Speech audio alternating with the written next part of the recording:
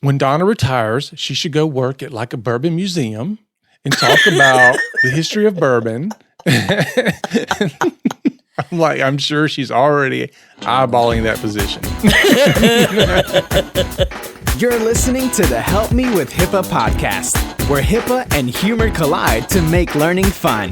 Your delightful hosts are Donna Grindle and David Sims. Relax. HIPAA help is on the way. Welcome to episode 399 of the Help Me with HIPAA podcast. My name is David Sims of HIPAA for MSP, and joining me as always, Donna Grindle of Garden. What? We're just talking about not having a lot of energy, and you punched that right on out. I just kicked the door in and said, surprise! Wasn't ready for that at all. So for those of you who follow the podcast, you know that we just got through with the PriSec Boot Camp. And what a boot camp it was. Oh, man. It was interesting, engaged, intense. It was all the thing. Yeah.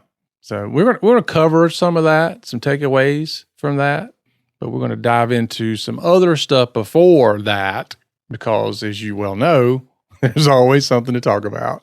Always. When it's privacy and security. But some cool developments that are coming, you'll know fairly soon in some other fronts, but can't say anything more than that. So that wide ranging statement could cover us for months. So we can just leave that hanging or do whatever we want to with it at that point. Yeah, that's probably what we need to do. All righty. Well, we do want to say thanks to those that do help us stay on the air, donate to the show, and also thanks for all those folks that came up at the PriSec Boot Camp. Was like, thank you so much for creating the show. Please. I listened to you in the shower, and I was like, you do know we can see you, don't you? And she's like, what?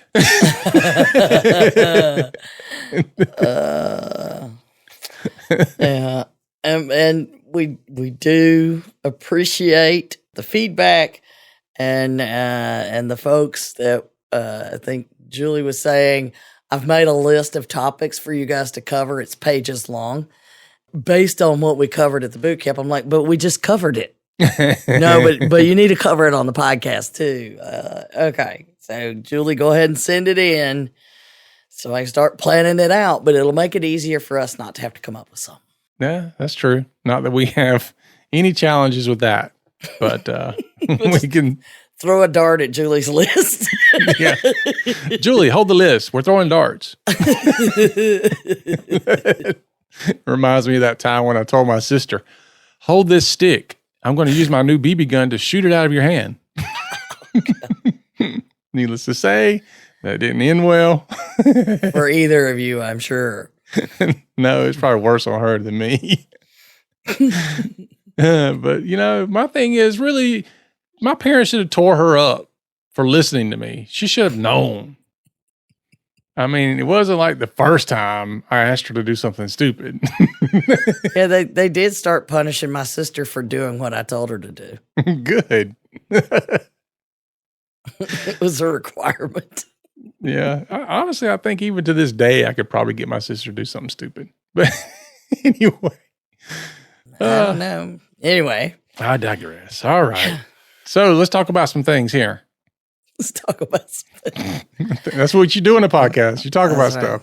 All right. So we had back-to-back weeks, which explains exhaustion. Yeah. We had sat in on the National HIPAA Summit that I do every year. I went to do my notes. This was the 11th time I had sat in on the National HIPAA Summit. Going back to 2012, the excitement, I couldn't contain myself for, maybe 2 seconds. And but there's a lot of things to cover from that. But there's one piece that's completely separate from really all the HIPAA stuff that there was a lot of discussion about, was the GoodRx FTC case. So I thought that would be a good thing. Hit on that independent of everything else that we covered there. And then we can go into some of the recaps of some interesting conversations at the boot camp and our takeaways. But this GoodRx, they're the company that would coordinate and get you deals on drugs, right? They see them everywhere. And basically what they did was so that they don't fall necessarily under HIPAA, right? Because they're just connecting you with like coupons and stuff, as Krista would say. Coupons. Yeah.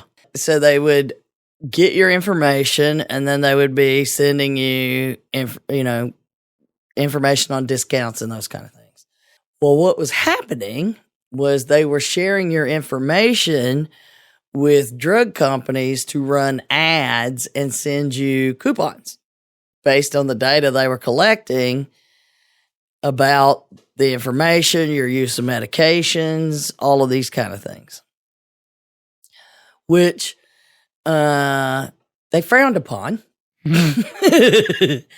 because all of the jurisdictional areas that fall under the FTC that are outside of HIPAA, they violated like all of them.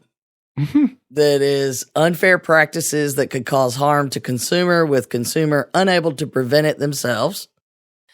So, you're handing out my medical drug information without me getting the ability to opt out. I had the patients had no idea. The consumer had no idea this was happening. Deceptive practices because they never said they were going to disclose the medication information to anyone else and actually implied they were protecting patient privacy when they knew they were not. They kind of made you believe that they really cared about things like, privacy and security. That's what every breach letter says. And so just like always, I have now disclosed things that I shouldn't have disclosed, and I didn't give you the ability to opt out when I should have. And in fact, I didn't tell you that's what I was going to do with your data, but that meant I should have notified you that I'm doing something wrong. Your data has been disclosed improperly, those kind of things. The other two problems triggered the breach notification rule that's under the FTC for health data. So the FTC now has rules that, if you're not required to do a HIPAA breach notification, you may be required to do an FTC health data notification. And so that's 3 different areas. Wow. Unfair practices, because you're doing something and you don't even give me the option to opt out. Deceptive, because you're doing something and you don't tell me that you're going to do it. And you kind of imply that you're protecting privacy along the lines of HIPAA. And then you've done both of those things, and then you don't tell me you've done those things and they were wrong. Sounds like not so good RX. No. All of the people, the lawyers, the regulators, the privacy, everybody is talking about this being a very important case to watch because it's those data protections that run right alongside HIPAA.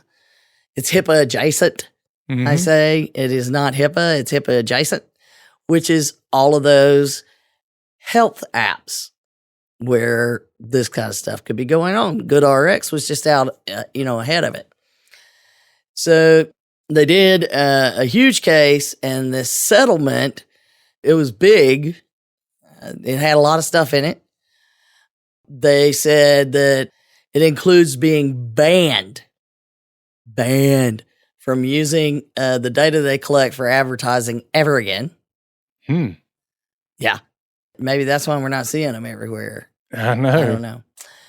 It included a $1.5 million fine, which was, interestingly enough, one of the groups that discussed this was the International Association of Privacy Professionals did a roundtable discussion, and the president who was leading that discussion said, and they all agreed, $1.5 million. In the rest of the privacy world, that's like an afterthought. It's so small compared to what they would expect to see.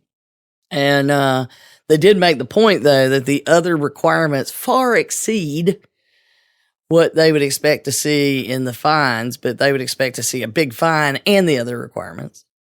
But what they're required to do is they must now get consent to share patient information with anybody. They must also collect as little information as necessary. That's big. Can't be scooping up in a big front-end loader. Give me it all. You only what you absolutely need, and you must delete it as soon as possible based on a new publicly available data retention policy they expect them to publish. They must ask all the third parties that they are allowed to share it with to delete the information in the same manner as their public data retention policy. And then here's the big one, implement a formal data privacy program. Wow. A formal. Which is to say they didn't already have one. Right. So like no one was looking. They're like, yeah, we can do this. It's not HIPAA. Yeah. Which under that whole HIPAA thing, the FTC also discussed the, the ruling where we discussed the, having the HIPAA badge thing. And they said the FTC folks in that whole discussion made, and I put quotes on my notes. So I'm probably pretty close. I rarely take that much time. Just confess. Any HIPAA seal must be truthful and backed up by evidence. So, and they get to decide what is good evidence, apparently. To me, that seemed like it is going to be a big deal. First of all the people were telling me it's going to be a big deal. But the fact that that's new ground under new regulatory powers that deal with this collection of health data that's happening all over the place. It's going to be interesting. Yeah, that it is. I'll be glad to see some of these seals die away. It's so annoying. Well, the thing is, I have evidence, but is it truthful? You know? Now you're being unreasonable. Yeah. I have evidence that I did say I'm doing this. Can you prove you're doing it? Oh, ouch. That's not so much. You got to prove it is what matters. And like actual proof. Oh, I have a policy that says blah, blah, blah, blah. Can you prove it? I can prove that during the assessment, which gave me the seal, I was doing it. As soon as they left. I'm out. Yep. I go back to my wrong ways. Yeah, so there was a lot of other stuff in the HIPAA summit. There was a great deal of discussion about recognized security practices and all of those things, and I'll put a bow around them later. We'll talk about that separately. So what do you want to share about boot camp, David? Boot camp was fun, as we knew it would be. Yeah.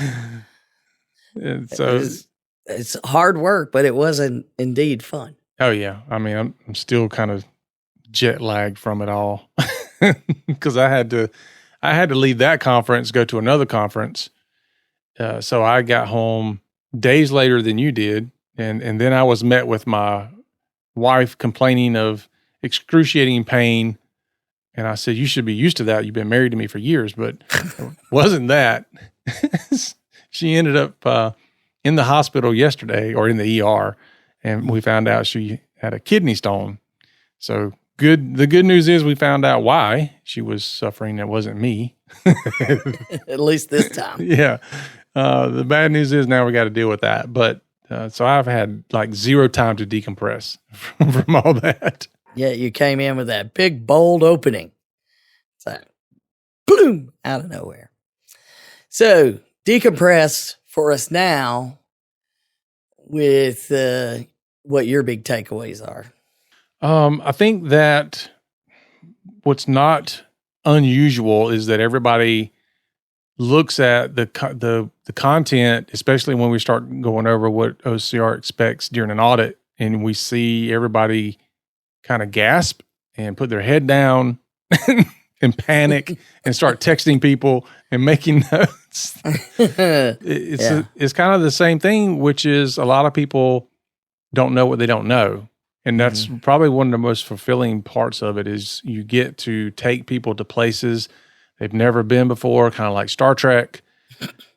And they realize that they weren't quite in as good of a shape as they thought they were. But that's just it. We want them to figure that out now, not during an investigation.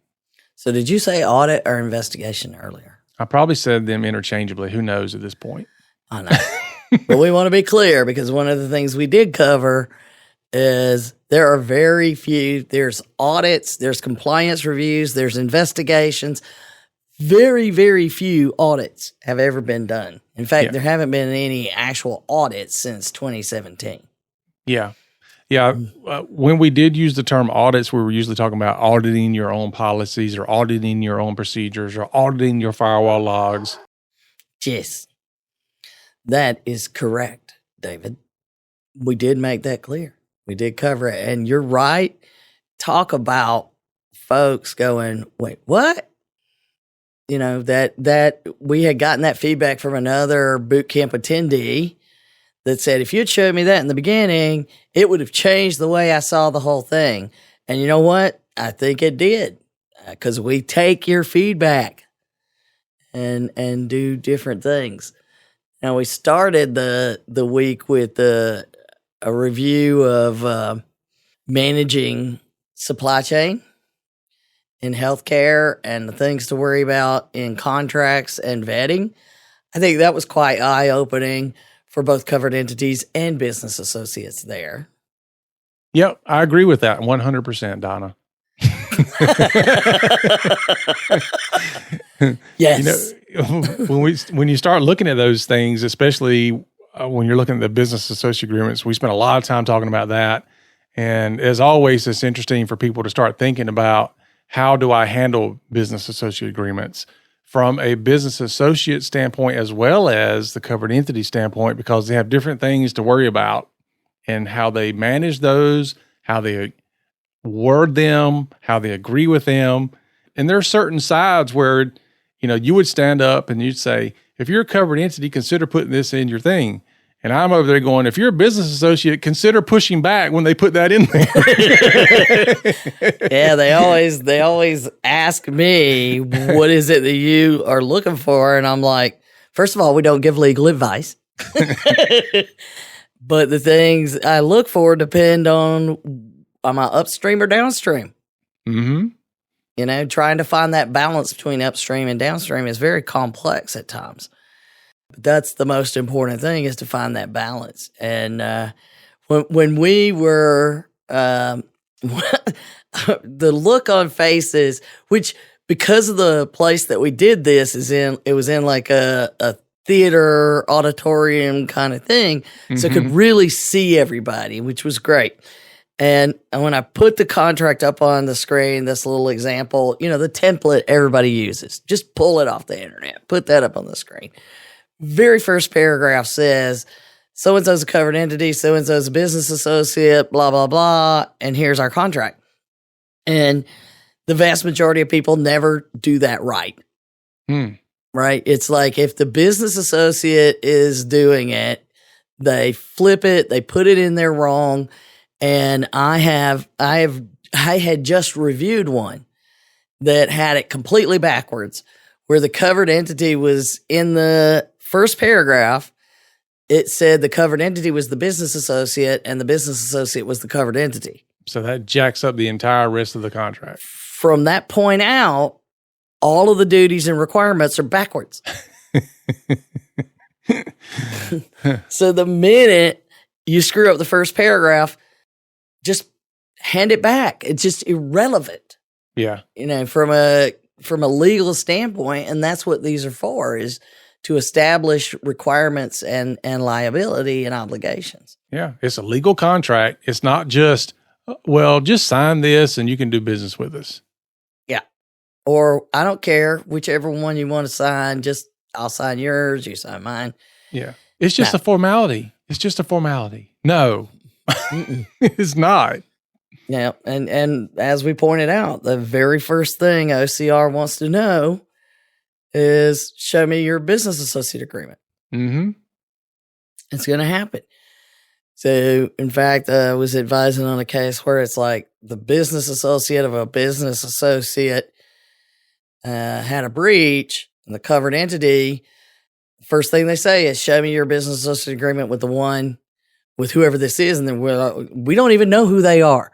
Yeah. Here's the one that triggered that one way down there. Mm-hmm. And so that whole conversation we started with, and then we go right into what are some of the questions you have to answer when OCR is doing an investigation, which made their eyes pop out on our You Got to Prove It day. But we also covered things that mergers and acquisitions look for. And that was one of the things I had just sat in on at the HIPAA Summit, some of the things they expect to see. Mm-hmm. And we talked about cyber policies and answering those questions, and then what happens if you're not necessarily truthful or certain, we'll say. So I think as always, I feel pretty certain, and we did ask, the three things that everybody walks away with: documentation, documentation, and documentation. Yeah, you better be able to prove it. Training, documentation, and staying on top of it. I mean, it is a requirement. So I guess staying on top of it really is, don't ignore your business associates anymore. Yeah. Yeah. They're a bigger risk than most people give them credit for. Mm-hmm. Yeah. And as always, it's, sometimes it's the same old, and it kind of is that way with training. So we always have conversations about how can I more effectively do training, which is always interesting because these are also the same people that are in the best training that are asking about doing training. Mm-hmm. So part of the answer is send them to something like this, or better yet, send them to this so they know exactly what they should be doing. But it's always the same answer. It's your training needs to be whatever it needs to be effective. So you have to ask questions about, how does your staff learn? Ask them those questions. Do they need to learn by video? Does it need to be audio? Does it need to be text? Does it need to be both? And this is not lecture stuff. Right. How can you make it fun, and how can you make it engaging? And if you make it where people are saying, oh gosh, not another one of these, then you've already failed. You've already lost. Mm-hmm. Don't do this. Everybody, we're going to come in on a Saturday for our annual HIPAA training day. That's the worst thing. Give you a sandwich. Yeah, it's the worst way to do it. I'm already like, oh gosh, it's the same video I've been watching for 10 years. I got it by now. Yeah. I'm a HIPAA expert. I know this 30-minute video up one side, down the other. Oh, geez. So, but I think our You Got to Prove It day hit the mark and several folks mentioned to me they had no idea how many resources were available out there from 405D, because we did have Lisa from 405D come in. We had Allison from OCR come in, and we discussed things like recognized security practices and how do you document that, and what 405D offers and what's coming out, and those kind of things is going to just really add so many freely available tools if you use them. Yeah, that's what I was about to say, and give you all the stuff in the world to do it, but you still got to do it. Yeah. And it's like, that's the thing that so often we hear, well, I want it to be easy. Here it all is. It's free of charge. You just well, I want you to do it for me. I can't be both. Yeah. All I can say at that point is you're going to have to get a Card Club membership so that we can do it for you. There's just so many things. So it was great conversations, great engagement and feedback. And I thought our discussion where we took them through an actual scenario of a cyber attack and the things that went on during that. And that was, wait, what? Yeah. Yes, everybody sitting around the table and, hey, we just had a cyber attack. What are you going to do? And it's, the people that were picked from the audience to participate did a really good job, but you could see people in the audience going, oh my God. You're in a situation where none of the decisions you make matter because it's a scenario training. Right. But the stress and the tension of it is still very real. Mm-hmm. Well, and it turned out that they did really, really well, on that. Because one day we talked about real world, what happened, and then the next day do the tabletop exercise. And even though they just heard about it, they're like, well, wait, what? Yeah. You mean I've got to make this decision, but I don't know that? Well, yeah, you don't know it. Yeah, I remember the IT guy that in the scenario, after like the third question in, he's like, I'm out. Yeah. He's like, do I know this? Do I know this? Everything was no, you don't know that. He's like, I'm out. I got nothing else. Yeah, I got nothing. There's nothing else I can do for you at this point.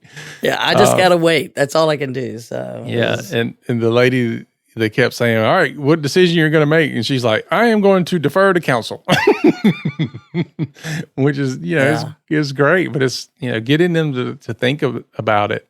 What are you actually going to do if something like this happens? Think through it before it happens. Your training doesn't need to be like real world. It absolutely is happening right now. Let's learn on the fly.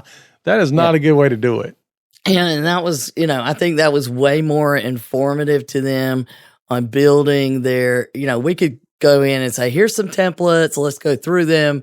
We've tried to take a similar approach where we go, let's imagine this happens and here's some of the things to put in your play. But it really was, it did resonate, and it was, the last day. So we needed things to be a lot more interactive.